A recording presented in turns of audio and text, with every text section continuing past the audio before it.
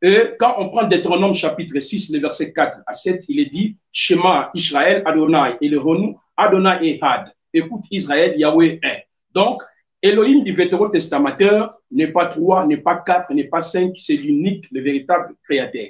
Ésaïe 46, le verset 9e le confirme, Ésaïe 48, le verset 11, Ésaïe 42, le verset 8. Nous, les chrétiens, nous avons les 39 livres qui composent les canons du Tanakh ou de l'Ancien Testament, et nous avons les 27 livres qui composent les canons du Nouveau Testament ou du Néo-Testamateur. Quand vous les lisez, il est dit explicitement que Yehoshua HaMashiach est Elohim. Il n'y a pas un débat sur ces points.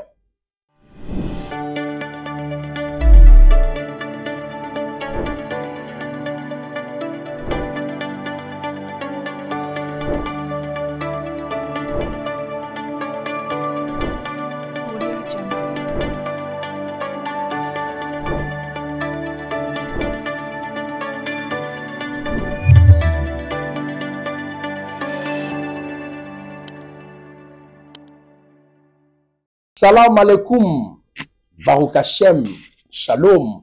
Nous sommes dans notre troisième analyse dans le cadre de cette émission, la rétrospective. Vous aimez énormément cette émission où nous analysons la politique du monde, l'écuménisme, le Coran, la Bible. Et nous sommes en train de cogiter ensemble avec vous sur le débat qui avait lieu entre le prophète Placide Massessé de la RDC et Oustage Diané de la Côte d'Ivoire d'Eder. Shalom et salam alaikum. Alors, vous avez suivi la première partie, la deuxième partie. Il y a au moins 11 parties. Nous sommes déjà dans la troisième partie. Pour ne pas aller trop loin, je vous propose d'abord de suivre les débats et nous allons donner nos commentaires juste après.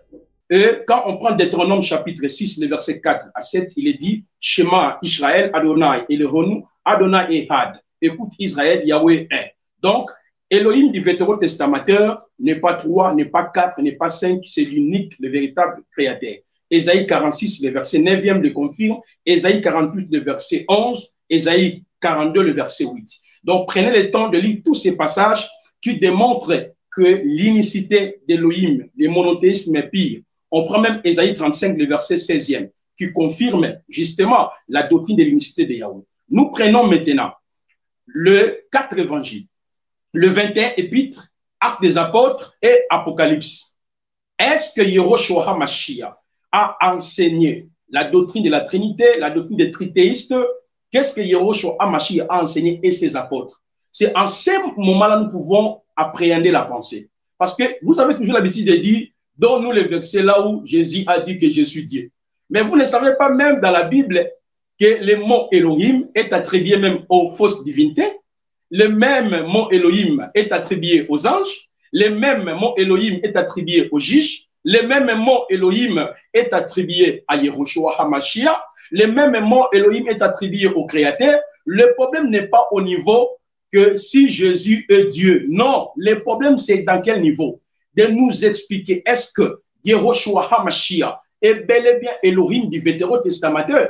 Si nous allons arriver à ce moment-là, c'est à ce niveau-là nous pouvons entrer dans le Coran pour expliquer maintenant la déité de Yehoshua HaMashiach. Écoutez ce que Yehoshua lui-même a proclamé dans sa bouche. Marc chapitre 12, le verset 29 jusqu'au verset 30, il a répété Deutéronome chapitre 6, le verset 4e. Romains chapitre 3, le verset 30, puisqu'il y a un seul Dieu qui justifiera. 1 Corinthiens chapitre 8, le verset 4. 1 Corinthiens chapitre 8, le verset 6, Galates chapitre 3, le verset 20, Éphésiens chapitre 4, le verset 6e, 1 Timothée chapitre 2, le verset 5, Jacques chapitre 2, le verset 19e. Cela veut dire l'Ancien Testament et le Nouveau Testament proclament bel et bien la doctrine de l'unicité de Yahweh. Cette doctrine de l'unicité de Yahweh est définie, seul Elohim, l'unique créateur de ceux de la terre. Il n'y a pas deux créateurs selon la Bible.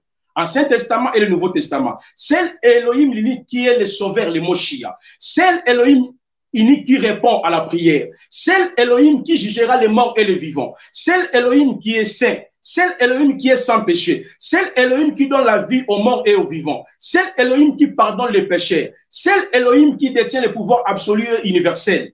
Celle Elohim qui est digne d'être adorée par les anges et les hommes et toute autre créature. C'est ce que, en fait, la Bible enseigne. Lorsque nous entrons dans le Coran, on voit la même logique.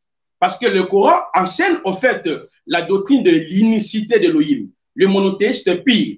Par exemple, lorsque nous prenons la sourate 4, le verset 136, là, on voit tout d'abord le 6 piliers de la foi islamique. Il y a d'abord les 5 piliers d'islam, c'est-à-dire la profession de foi, la prière, l'aumône, le jeûne du mois des Ramadan et le pèlerinage. Et dans cette sourate, la sourate 4, le verset 136, on nous montre que bel et bien le 6 piliers, n'est-ce pas, de la foi islamique, la croyance à Allah, la croyance aux anges, la croyance au destin, la croyance aux livres, la croyance aux prophètes et au jugement. Je prends seulement un seul point qui va nous départager ce soir et en ce moment-là, nous allons entrer sur... Ce n'est pas que ce soir, je dois utiliser sourate 57, le verset 1 à 3, il est le premier, le dernier, il est la lumière. Non, le Coran va nous départager par rapport à ce sujet.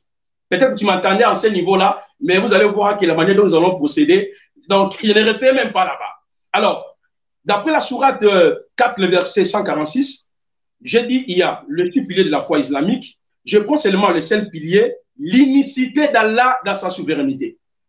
La sourate 3, le verset, la sourate 39, pardon, le verset 62 jusqu'au verset 63, Allah est le créateur de toutes choses. De toutes choses, il est garant.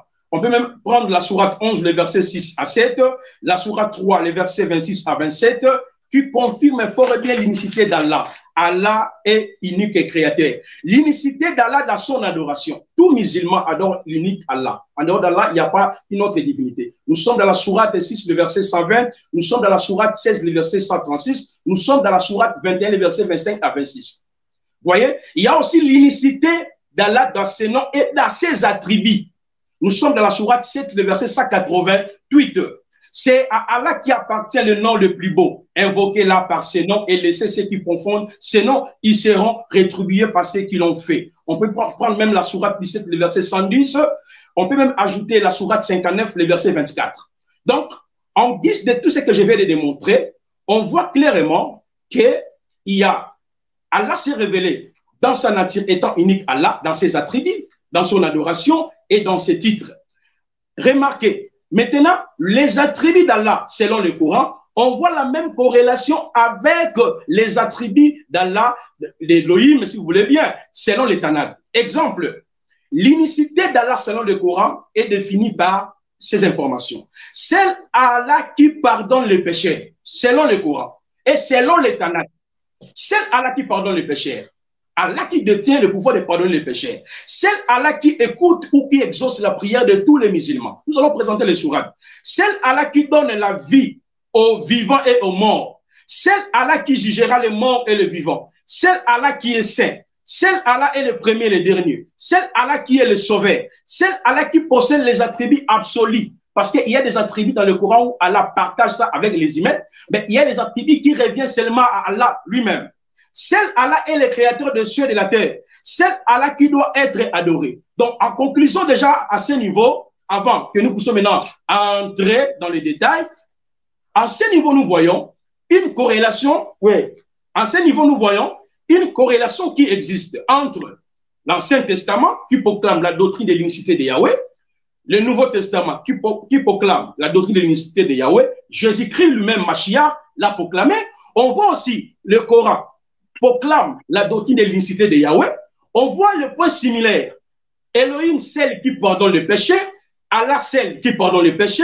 Elohim, celle qui est le créateur. Allah, celle qui est le créateur. Elohim, celle qui donne la vie aux morts et aux vivants. Allah, celle qui donne la vie aux morts et aux vivants. Quelle similarité!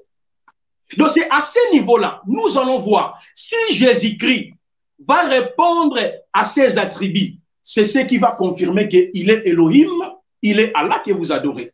C'est à ce niveau-là, nous allons maintenant aller dans le Coran, dans le Tanakh et dans le Nouveau Testament pour vérifier est-ce que Moshe a rempli ses conditions, est-ce que le prophète Mohammed, dans le Coran, a rempli ses conditions. On verra que dans ces moments-là, il n'y aura plus les débats. Vous allez peut-être prêcher la parole, prêcher la Bible, parce que vous comprendrez que tous les versets que vous évoquez, la sourate 5, le verset 17 à 70, la sourate 3, on aura le temps d'expliquer ça. Ça fait partie des versets contradictoires dans le Coran. parce qu'il y a des interpolations dans le Coran. Nous irons même dans les sources pour invoquer les hadiths et des sources, n'est-ce pas, islamiques, pour vous démontrer clairement qu'il y a des interpolations par rapport à ce verset. Vous voyez? Donc, jusqu'à ce niveau, j'ai planté aussi le décor. On peut maintenant entrer dans les débats cette fois-ci pour vous démontrer que Yehoshua HaMashiach HaKahameler est bel et bien Allah que vous adorez. Coran contre Coran, Coran contre la Torah, Coran contre l'évangile, et ce sera la fin du débat. Alhamdulillah. Merci beaucoup, Placide, prophète Placide. Voilà, 50, déjà, vous êtes déjà top voilà, à l'heure. Alhamdulillah. Moi, ça me fait rire, ça me fait rigoler. Voilà, on est à 50, je vais jusqu'à 21h heure d'Abidjan, ou bien à 20h heure d'Abidjan, 20h. Voilà. Moi, ça me fait rire. Voilà, parce que je savais que c'est ce que vous avez l'habitude de faire, c'est ce que vous allez faire. Allah pardonne les péchés. Vous allez dire Yehoshua pardonne les péchés. Allah est lumière, Yehoshua est lumière. Allah ressuscite les morts, Yehoshua ressuscite, etc., etc. Mais tout ça, c'est compliqué. Vous avez donné ce n'est pas les 6 piliers que vous avez cités là, c'est les 6 piliers de foi. Ce n'est pas les 6 piliers de l'islam, mais c'est les 6 piliers de foi. Voilà, donc juste une parenthèse. Oui, ce que vous avez dit, tout ce que vous avez cité, oui, bien sûr, c'est coranique. Moi, je pense que le thème est à l'écran. Hein. Selon vous, le prophète, Jésus-Christ, Yehoshua, HaMashiach, il est Dieu selon le Coran. Bon, moi, je vous attends. Je ne sortirai pas du Coran tant que vous ne sortirez pas du Coran pour aller dans la Bible. Je sais que vous êtes déjà parti dans la Bible, mais moi, je vous attends dans le Coran avant d'y aller dans la Bible. Je suis dans la sourate 5, verset 72. Allah dit, ce sont certes des mécréants, ceux qui disent en vérité, Allah c'est le Messie, le fils de Marie.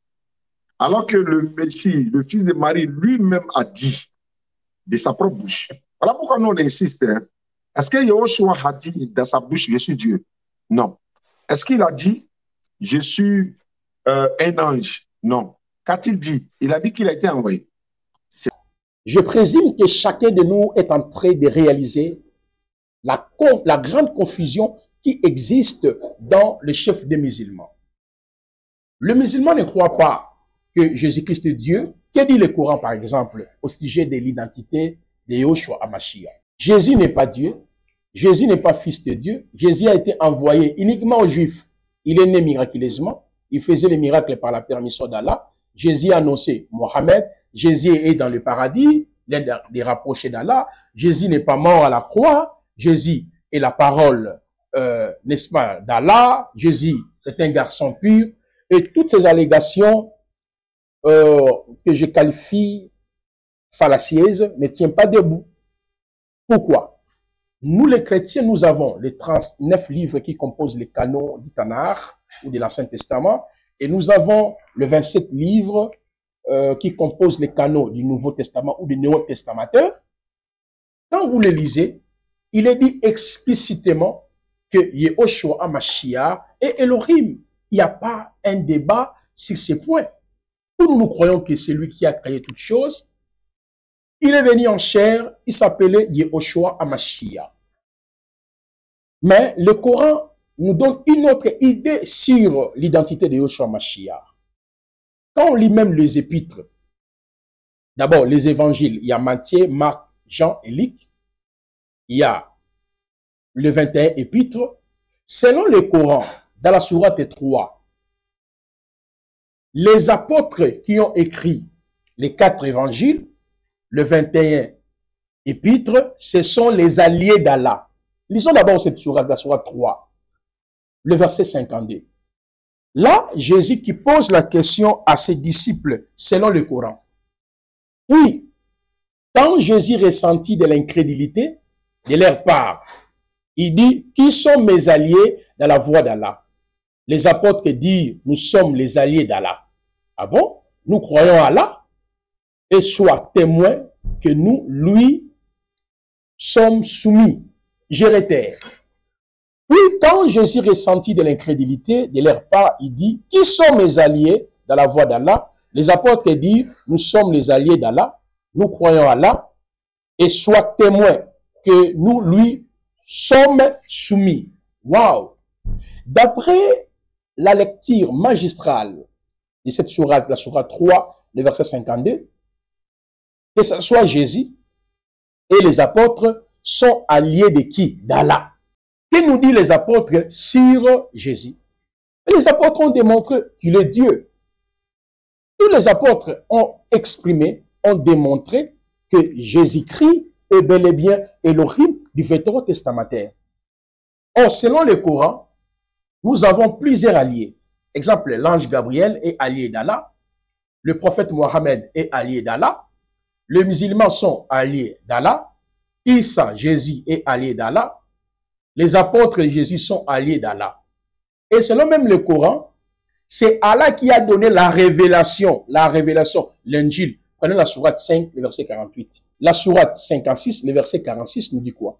Et nous avons envoyé après Jésus, fils de Marie, pour confirmer ce qu'il avait dans la Torah avant lui, et nous lui avons donné l'évangile où il y a guide et lumière. Lorsque nous lisons de telles sourates, nous comprenons carrément que le Coran ne peut pas être un livre révélé. Il n'y a que de confusion. Amel, Allah du Coran, lorsqu'il essaie de nous raconter une histoire, comme j'ai toujours dit, il finit toujours à se contredire. Mais si l'ange Gabriel est allié d'Allah, le prophète Mohammed, le musulman, tous les messagers, y compris de Jésus et ses apôtres, mais dans les épîtres, les apôtres ont démontré que Jésus est Dieu. Philippiens, par exemple, chapitre 2, le verset 4 à 6, lui qui existait en forme de Dieu. Romains, chapitre 9, le verset 3 à 4, il est Dieu. Il y a tant de passages qui attestent que Yahushua est Dieu. Et raison pour laquelle, mes chers frères et sœurs, nous, les chrétiens, personne ne peut nous intimider par sa doctrine, par sa rise. La religion islamique a été créée dans le but de combattre la foi chrétienne. Yahushua HaMashiach est le créateur du prophète Mohammed, des musulmans et des musulmanes, Toda Bara. Baruch Ata Adonai Eloheinu Melech Haolam, Yahushua l'unique et le véritable Hachem, Elohim du Vétérant testamentaire manifesté dans les néo-testamentaires, Eloah, Elai Shaddai Yahvé, Elohim, Elai, Anouki, Yahvé, Vehen, Mibaldai, Moshiach. Partagez, commentez, envoyez. On se retrouve dans les 4 numéros et vous allez comprendre que Yahushua HaMashiach reste, il restera à jamais Elohim du Vétérant testamentaire. Lassine Massé Bolam, le prophète Toda.